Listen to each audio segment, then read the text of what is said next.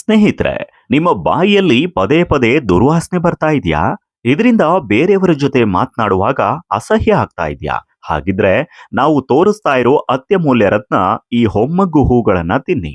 ಕೂಡ್ಲೇ ನಿಮ್ಮ ಬಾಯಿ ಫ್ರೆಶ್ ಆಗ್ತದೆ. ಅಲ್ಲದೆ ನೀವು ಅಲ್ಸರ್ ಇದ್ರೂ ಕೂಡ ಪರಿಹಾರ ಆಗ್ತದೆ. ಈ ಬಗ್ಗೆ ವಿವರವಾಗಿ ನಮ್ಮ ಪತ್ರಕರ್ತ ಹರೀಶ್ ಕಮ್ಮನ್ಕೋಟೆ ಹೇಳ್ತಾರೆ, ಕೇಳಿ.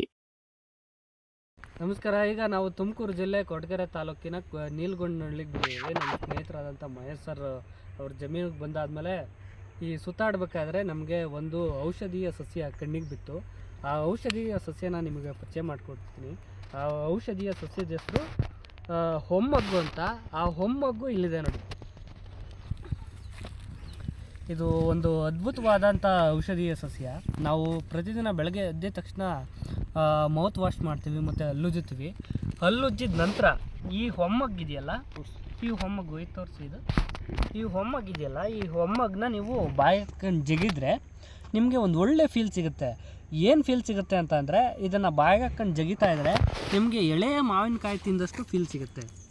ಅಂದರೆ ಒಂದು ಕ್ಷಣ ನೀವು ಕನ್ಫ್ಯೂಷನ್ ಆಗಿಬಿಡ್ತೀರ, ಅಯ್ಯೋ ನಾವೆಲ್ಲ ಮಾವಿನ ಪೀಚು ಬಾಯಿಗೆ ಹಾಕೊಂಡು ಜಗಿತಾ ಇದ್ದೀವೇನೋ, ಅಥವಾ ನಸರೇನಾದರೂ ನಾಲ್ಗೆಗೆ ತೊಡಕಿದ್ದೇನೋ ಅಂತ ಫೀಲ್ ಬರುತ್ತೆ.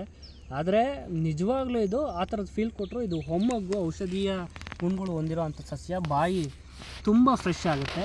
ಮತ್ತು ಸ್ವಲ್ಪ ಏನೋ ನಸರು ಥರ ಆದರೂ ಕೂಡ ಇದು ಔಷಧೀಯ ಗುಣಗಳನ್ನ ಹೊಂದಿದೆ. ನಿಮ್ಮಲ್ಲಿ ಅಲ್ಸರ್ ಆಗಿದ್ರು ಕೂಡ ಇದನ್ನು ಪ್ರತಿದಿನ ಬೆಳಗ್ಗೆ ನೀವು ಎದ್ದ ತಕ್ಷಣ ಬಂದು ಇದನ್ನು ಜಗಿದ್ರೆ ಈ ಥರದ್ದು ಏನೇ ಬಾಯಿಗೆ ಸಂಬಂಧಪಟ್ಟ ಕಾಯಿಲೆಗಳಿದ್ರೂ ವಾಸಿಯಾಗುತ್ತೆ ಅಂತ ಆಯುರ್ವೇದ ಪಂಡಿತರು ಕೂಡ ಹೇಳ್ತಾರೆ. ನಮಗೆ ಈಗ ಮಹೇಶರ್ ತೋಟದಲ್ಲಿ ಈ ಥರದ್ದೊಂದು ಅಮೂಲ್ಯವಾದ ರತ್ನ ಸಿಕ್ಕಿದೆ. ಅದ್ರ ಪರಿಚಯ ನಿಮಗೆ ಮಾಡಿಕೊಡ್ಬೇಕು ಅಂತ ಅನ್ನಿಸ್ತು. ತಿಂದರೆ ಯಾವ ಫೀಲ್ ಆಗುತ್ತೆ?